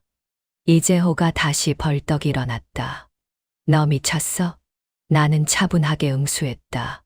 미치지 않았어. 당신이 찬이에게 진 빚, 이제는 갚아야 할 때라고 생각할 뿐이야. 판사가 의사봉을 두드렸다. 15분간 휴정하겠습니다. 휴정 시간 동안 나는 화장실 거울 앞에서 5분간 머리를 매만졌고 3분 동안 립스틱을 발랐다. 차분한 말린 장미색 립스틱을 바르니 안색이 한결 생기 있어 보였다. 옆에서 손을 씻던 설리나 변호사가 거울을 통해 나를 보았다. 미선 씨, 아까 지분을 찬이 군에게 넘기겠다고 하신 건 저랑 상의 없던 내용이었어요. 나는 립스틱을 넣으며 거울 속에 나를 응시했다. 47살. 눈가에 잔주름이 자글자글하고 광대에는 기미가 내려앉았지만 눈빛만큼은 22년 세월 중 가장 빛나고 있었다. 죄송해요. 변호사님, 저도 모르게 튀어나왔어요. 선 변호사가 수도꼭지를 잠그고 티슈로 손을 닦았다. 아니요. 아주 잘하셨어요. 그녀가 몸을 돌려 세면대에 기대며 발장을 겼다. 입가에는 묘한 미소가 걸려 있었다. 그 한마디가 이재호 씨의 전략을 완전히 무너뜨렸어요. 그는 미선 씨가 지분을 탐낸다고 몰아세우며 욕심 많은 여자 프레임을 씌우려 했거든요. 그런데 미선 씨가 그 지분을 찬이 군에게 주겠다고 선언해버렸으니 이제 선택은 이재호 씨 몫이죠. 거절하면 아들을 자식 취급도 안 하는 비정한 아비라는 걸 증명하는 꼴이 되고, 수락하면 자기가 연을 끊겠다고 호언장담했던 아들에게 회사 지분을 넘겨줘야 하니까요. 선 변호사가 웃으며 티슈를 버렸다. 진퇴양난이죠. 꼴 좋네요. 법정으로 돌아오니 이재호와 조 변호사가 격렬하게 논쟁 중이었다. 조 변호사는 연신 고개를 저으며 수세에 몰린 표정이었고, 이재호는 얼굴이 터질 듯 붉어져 탁자를 내리치고 있었다. 방청석을 훑어보니 강예수가 보이지 않았다. 복도 쪽을 보니 그녀는 법정 문 밖에서 휴대폰을 붙들고 초조하게 누군가와 통화 중이었다. 아까의 여유롭던 모습은 온데간데 없었다. 피고석에 앉아있던 찬이는 휴대폰으로 무언가를 보며 옅은 미소를 짓고 있었다. 내가 옆에 앉자 찬이가 고개를 들었다. 괜찮으세요? 응, 괜찮아. 찬이가 휴대폰 화면을 나에게 슬쩍 보여주었다. 선 변호사가 보낸 메시지였다. 이찬군, 어머니 정말 대단하시네요. 아버지는 지금 완전히 패닉 상태입니다. 조 변호사가 지분 증여안을 받아들이라고 설득 중인데 아버지가 완간히 거부하고 있어요. 그리고 방금 들어온 소식인데 간예수 씨 예전에 부산에서 결혼했던 경력이 있더라고요. 이혼 사유가 이번에도 외도였다고 하네요. 전 남편 연락처 확보했으니 필요하면 증인으로 세울 수 있습니다. 나는 메시지를 2번 읽고 찬이와 눈을 맞췄다. 아들의 눈 속에는 승리감이 가득했다. 엄마, 아까 지분 저한테 주겠다고 하신 거 진짜 생각지도 못했어요. 그냥 그 순간에 그런 생각이 들더라. 어떻게 그런 생각을 다 하셨어요? 나는 잠시 생각에 잠겼다. 글쎄, 저 사람이 법정에서 내내 네가 독립할 능력이 없느니 무전 육비가 어쩌니 하면서 널 무시하잖아. 그래서 자기 입으로 뱉은 말을 자기가 직접 부정하게 만들고 싶었어. 아빠가 무시하던 그 아들이 이제 자기 회사의 주주가 되는 꼴을 보면 속이 좀 시원할 것 같거든. 찬이가 소리내어 웃었다. 조용한 법정에 아들의 웃음소리가 맑게 울리자 이재호가 우리 쪽을 매섭게 노려봤다. 하지만 그 시선은 더 이상 위협적이지 않았다. 판사가 돌아와 재판 재개를 선언했다. 완고 체크.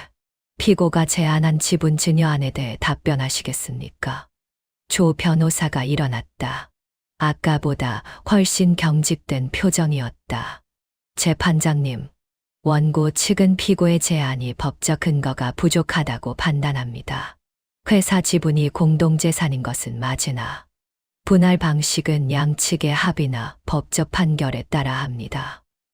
피고가 일방적으로 지분 귀속처를 지정할 권한은 없습니다. 설리나 변호사가 즉각 맞받아쳤다. 재판장님, 피고는 지정을 하는 것이 아니라 분할 방식을 제안하는 것입니다.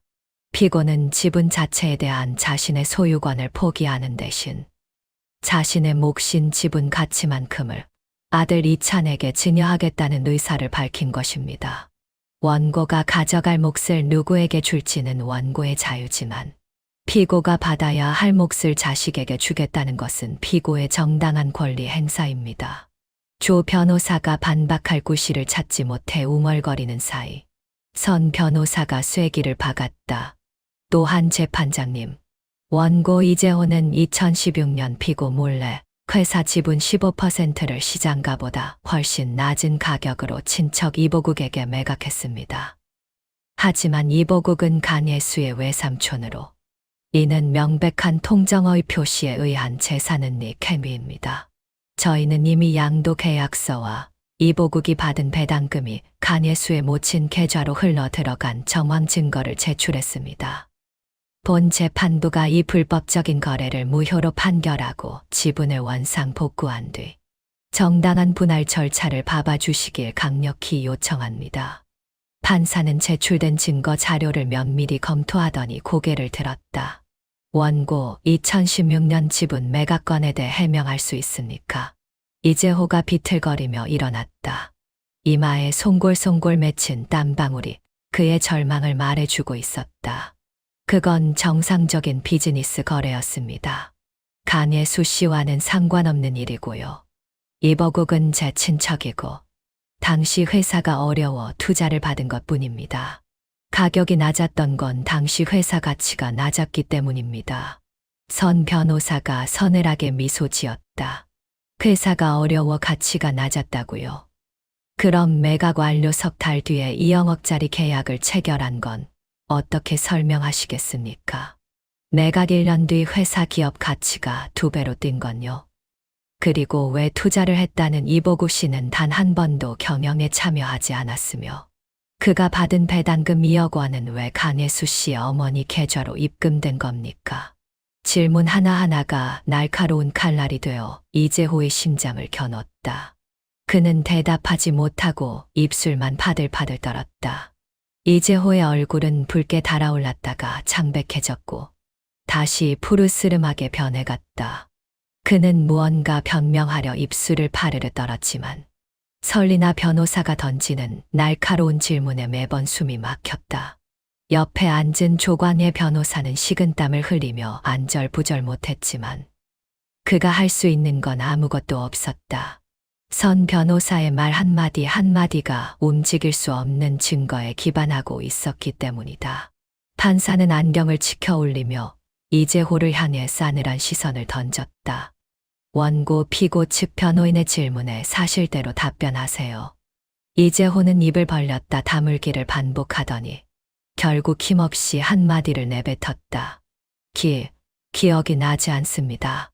방청석에서 나지막한 비웃음 섞인 수군거림이 터져 나왔다. 판사가 의사봉을 두드렸다. 정숙하세요. 원고 대리인, 계속하시겠습니까? 조 변호사는 이마에 땀을 닦으며 기어들어가는 목소리로 답했다. 재판장님, 원고 측은 피고 측이 제기한 정황들에 대해 확인 시간이 필요합니다.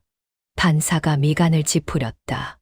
원고 측은 재판 준비를 소홀히 한 겁니까? 충분한 소명 기회를 드렸음에도 이제 와서 확인이 필요하다니요. 조 변호사의 안색이 더욱 어두워졌다. 준비를 안 한 게 아니라 선 변호사 손에 이런 방대한 자료가 있을 줄은 꿈에도 몰랐던 것이다. 이재호가 처음 찾아왔을 때만 해도 단순한 이혼 사건이니 재산 좀 더 챙겨달라는 말만 믿었을 뿐이었다. 그런데 막상 뚜껑을 열어보니 이건 단순한 소송이 아니라 철저하게 준비된 선멸전이었다. 판사가 시계를 보더니 의사봉을 내리쳤다. 원고 측의 증거 확인 요청을 받아들여 오늘 심리는 여기서 마칩니다. 다음 기일은 추후 통지하겠습니다. 그는 이재호를 향해 경고 섞인 말을 덧붙였다. 원고, 다음 기일에는 반드시 사실대로 진술하십시오. 그렇지 않으면 본 재판부는 피고 측의 주장을 모두 사실로 간주하겠습니다. 의사봉 소리와 함께 첫 재판이 끝났다. 선 변호사는 서류를 정리하며 나에게 고개를 숙여 보였다. 미선 씨, 오늘 아주 좋았습니다. 다음 재판이면 결판이 나겠네요. 나는 그녀의 손을 꼭 잡았다. 감사합니다. 변호사님. 선 변호사가 진심 어린 미소를 지었다. 저한테 감사할 것 없어요. 아드님이 준비한 자료가 너무 완벽해서 변호사 10명 몫을 다했거든요. 그녀는 찬이를 보며 전문직 선배로서의 존경을 담아 말했다. 이찬군, 나중에 개발자 그만두고 싶으면 로스쿨 오세요. 내가 직접 가르칠게요. 찬이가 쑥스러운 듯 웃었다. 말씀만이라도 감사합니다. 전 그래도 코딘이 더 적성에 맞는 것 같아요. 법정 문을 나서는데 뒤에서 이재호가 쫓아왔다. 박미선, 나는 발걸음을 멈췄지만 뒤를 돌아보지 않았다. 그의 구두 소리가 가까워지더니 내 뒤 1미터 거리에 멈춰섰다. 억눌린 분노가 섞인 걸걸한 목소리가 들려왔다. 네가 원하는 게 뭐야? 대체 어디까지 하려는 거냐고. 나는 천천히 몸을 돌려 그를 보았다. 법원 복도의 차가운 조명 아래 서 있는 그는 수트가 구겨지고 넥타이는 비뚤어져 있었다. 눈 밑은 거무죽죽했고 보름 전보다 10년은 더 늙어 보였다. 간예수는 저만치 뒤에서 보온병을 꽉 쥔 채 하얗게 질린 얼굴로 서 있었다. 나는 차분하게 대답했다.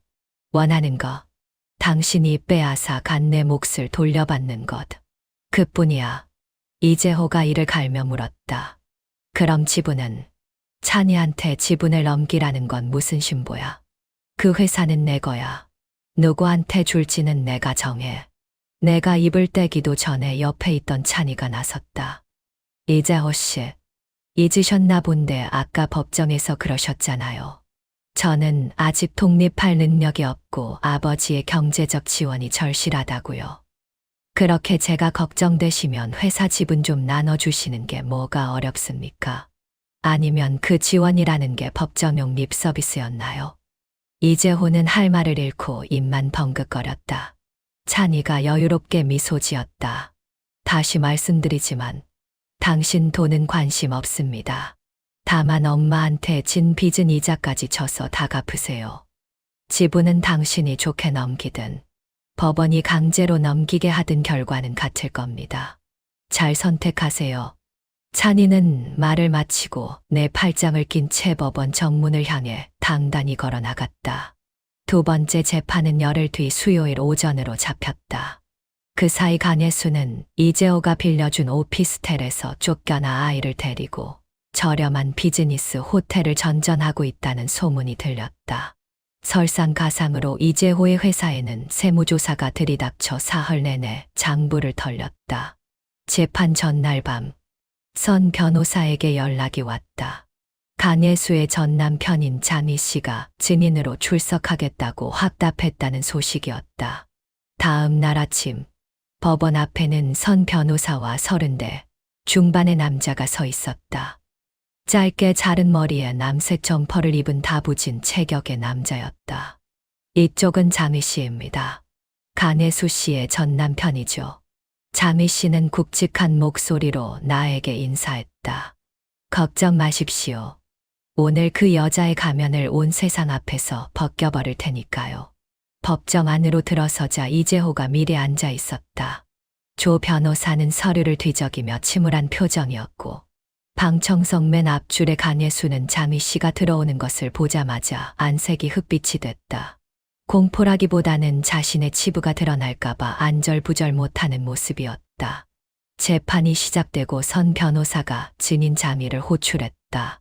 증인, 원고석 옆에 앉은 간예수 씨와 어떤 관계입니까? 자미 씨의 목소리가 법정에 울려 퍼졌다. 제 전처입니다. 2013년에 결혼해서 2016년에 이혼했습니다. 이혼 사유는 무엇입니까? 간예수의 상습적인 외도 때문이었습니다. 한두 명도 아니었죠. 법정이 술렁거리기 시작했다. 간예수가 벌떡 일어나 소리쳤다. 거짓말이야. 네가 뭘 안다고 그래. 판사가 의사봉을 두드리며 엄중히 경고했다. 방청인, 앉으세요. 선 변호사가 이어서 물었다. 외도의 증거가 있습니까? 자미 씨는 USB 하나를 제출했다. 이 안에 그 여자가 여러 남자와 주고받은 메시지, 호텔 예약 내역, 그리고 그 남자들한테 받아낸 돈을 입금한 내역까지 다 들어 있습니다.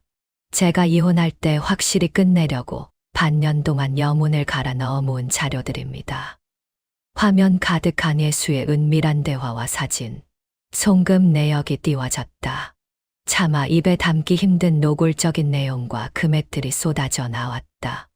법정은 에어컨 돌아가는 소리만 들릴 정도로 적막에 휩싸였다. 이재호의 얼굴은 붉은색에서 보라색으로, 다시 창백한 회색으로 변해갔다.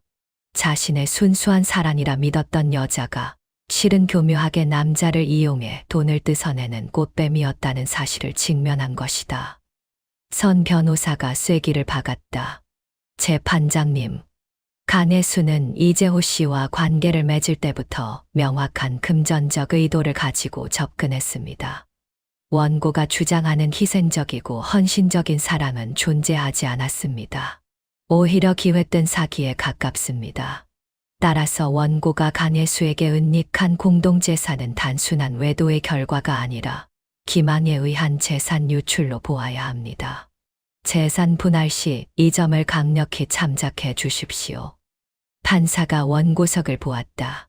원고 측, 증언에 대해 의견 있습니까? 조 변호사의 안색은 처참했다. 그는 비틀거리며 일어나 간신히 한마디를 쥐어짰다. 원고 측은 이 증거들의 진위 여부를 확인해 봐야 할 것 같습니다. 판사가 불쾌한 기색을 숨기지 않았다. 벌써 두 번째 확인 요청입니까? 만약 유효한 반박 자료를 내놓지 못한다면 본 재판부는 피고 측의 증거를 모두 사실로 채택하겠습니다. 이재호는 화면 속 간예수의 대화 내용에서 눈을 떼지 못했다. 분노와 수치심, 그리고 자신이 철저하게 이용당했다는 사실에서 오는 붕괴감이 그의 전신을 휘감았다. 그는 갑자기 의자를 거칠게 밀치며 일어났다. 그러고는 방청석에 간예수를 쏘아보았다. 간예수, 저거 다 사실이야? 간예수는 눈물이 그렁그렁한 채 떨리는 목소리로 답했다. 재호 씨, 내 말 좀 들어봐. 저건 다 오해야. 사실이냐고 묻잖아. 이재호의 고함에 간예수는 어깨를 움츠리며 고개를 떨궜다. 대답 대신 돌아온 침묵은 어떤 긍정보다 더 확실했다. 이재호는 허탈한 듯 실소하더니 판사를 향해 몸을 돌렸다. 그의 목소리는 기이할 정도로 차분했다. 재판장님, 피고 측의 모든 조건을 수용하겠습니다. 조 변호사가 놀라 그의 소매를 붙잡았다. 이재호 씨, 냉정하게 생각하세요. 하지만 이재호는 그의 손을 거칠게 뿌리쳤다. 아주 냉정해. 이혼하고, 재산 분할하고, 회사 지분도 이찬한테 다 넘겨주겠습니다. 다 끝내버리자고. 법정 안은 공기가 얼어붙은 듯 무거운 정적이 흘렀다. 모든 시선이 원고석의 이재호에게 쏠렸다. 그는 떨리는 손으로 조 변호사가 내민 서류 위에 자신의 이름을 꾹꾹 눌렀었다. 펜을 쥔 손등에 핏줄이 돋았고 한자 한자 써 내려가는 모습이 마치 온몸에 기력을 쥐어짜는 듯 처절해 보였다. 설리나 변호사는 그 모습을 지켜보며 입가에 옅은 미소를 띄었다. 승리를 확신하는 노련한 변호사의 눈빛이었다. 내 곁에 앉은 찬이는 아무런 동요 없이 담담한 표정으로 앞을 응시했다. 이재호는 사인을 마치고 거칠게 펜을 내려놓더니 그대로 몸을 돌려 법정문을 향해 걸어 나갔다. 그는 간예수도, 나도, 그리고 자신의 아들인 찬이도 돌아보지 않았다. 고개를 푹 숙이고 걸어가는 그의 뒷모습은 단 몇 분 만에 20년은 더 늙어버린 듯 초라하고 구부정했다. 방청석에 있던 간예수가 비틀거리며 그의 뒤를 쫓아나갔다. 복도를 가로지르는 그녀의 하이힐 소리가 다급하고 소란스럽게 울려 퍼졌다. 법정문이 닫히고 잠시 후 복도 너머에서 찰싹 하는 매서운 손찌검 소리가 들려왔다. 뒤이어 간예수의 날카로운 비명과 울음소리가 법정 안까지 새어 들어왔다. 단잠의 고통이라도 느끼는 듯 처절한 통곡이었다. 그리고 이내 이재호의 갈라진 목소리가 들렸다. 꺼져. 단 한마디였다. 하지만 그 어떤 욕설보다 잔인하고 차가운 완벽한 절연의 선언이었다. 법정 안에서 판사가 의사봉을 두드렸다. 원고가 피고 측의 모든 조건을 수용함에 따라 본 재판부는 이 합의 내용을 바탕으로 조정조서를 작성하겠습니다. 양측이 서명하면 즉시 법적 효력이 발생합니다. 판사는 나를 바라보며 부드러운 눈빛으로 물었다. 피고 박미선 씨, 동의하십니까? 나는 자리에서 일어나 차분하게 대답했다. 네, 동의합니다. 찬이가 일어나 내 손을 잡았다. 아들의 손바닥은 넓고 따뜻했으며 나를 지탱해 주는 힘이 느껴졌다. 나는 아들을 돌아보며 나지막이 속삭였다. 끝났어. 찬이가 고개를 끄덕였다. 네, 엄마. 이제 정말 끝났어요. 법원 정문을 나설 때 가을 햇살이 머리 위로 쏟아졌다. 길게 뻗은 그림자가 내 발치에서 가볍게 흔들렸다. 법원 별관 쪽 계단에 간예수가 홀로 앉아있는 모습이 보였다. 어깨를 들썩이며 울고 있는 그녀의 한쪽 구두굽은 부러져 바닥에 나뒹굴고 있었다. 그녀 곁에는 아무도 없었다. 이재호를 협박할 때 품에 안고 있던 그 아이조차 보이지 않았다. 찬이는 그녀를 한 번 쓱 훑어보더니 마치 길가의 돌멩이라도 본 듯 무심한 말투로 말했다. 가요, 엄마. 우리 집으로. 보름 뒤 우리는 찬이의 직장과 가까운 곳에 작은 아파트 한 채를 얻어 이사했다. 크지는 않았지만 채관이 좋고 거실 끝까지 햇볕이 깊숙이 들어오는 따뜻한 집이었다. 새로 들인 가구들은 소박했지만 하나같이 정갈하고 포근했다. 주말 오후 이모님에게서 전화가 왔다. 목소리에는 만감이 교차하는 듯한 탄식이 섞여 있었다. 미선아, 소식 들었니? 재호 그놈 회사 결국 부도 났단다. 세무조사에 횡령까지 터져서 난리도 아니래. 지분까지 찬이한테 넘어가니까 주주들이 들고 일어난 모양이야. 나는 소파에 기대어 따뜻한 차를 한 모금 마셨다. 가슴 속에 일렁이던 미움조차 이제는 남의 일처럼 멀게 느껴졌다. 그 여자, 간예수 말이다. 재호 돈줄 끊기자마자 남은 현금 싹 챙겨서 야반 도주했다더라. 지금 빚쟁이들이 재호 옛날 집까지 들이닥쳐서 난장판이고 내 시어머니는 충격으로 뇌경색 와서 쓰러지셨대. 진짜 하루아침에 알거지가 된 거야. 나는 차분하게 대답했다. 이모, 이제 그 사람 소식 전하지 않으셔도 돼요. 저랑은 정말 상관없는 사람이니까요. 전화를 끊고 며칠 뒤 우편함에서 꼬질꼬질하게 때가 탄 편지 한 통을 발견했다. 이재호가 보낸 것이었다. 삐뚤삐뚤한 글씨체의 종이 군데군데에는 비굴한 눈물 자국까지 남아 있었다. 편지에는 뒤늦은 참회와 용서를 구하는 구절들이 가득했다. 차가운 월세반에서 혼자 갈비찜을 해 먹으려다 냄비를 다 태워 먹었다는 둥. 그제야 그 갈비찜 한 그릇에 담겼던 내 22년 정성을 알게 되었다는 둥 구질구질한 사연들이 적혀 있었다. 잔이 끊어지는 고통으로 후회하고 있으니 제발 한 번만 만나달라는 애원이었다. 나는 그 편지를 읽으며 헛웃음조차 나오지 않았다. 미련 없이 편지를 갈갈이 찢어 쓰레기통에 던져 넣었다. 주방에서는 고기 굽는 맛있는 소리가 들려왔다. 찬이가 앞치마를 두르고 분주히 움직이고 있었다. 나는 햇살이 가득한 주방으로 들어가 아들의 손에서 집게를 건네받았다. 능숙하게 고기를 뒤집고 양념을 끼얹자 달콤하고 고소한 냄새가 온 집안에 퍼졌다.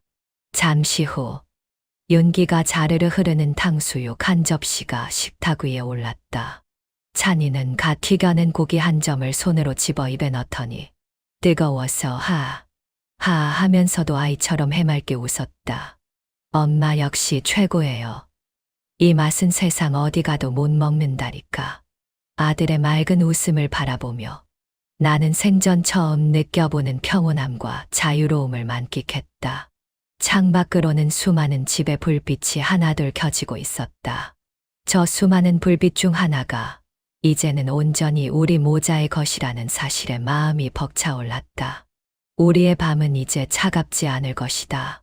이 따뜻한 불빛 아래서 우리는 서로를 보듬으며 단단하고 행복한 내일을 만들어갈 것이다.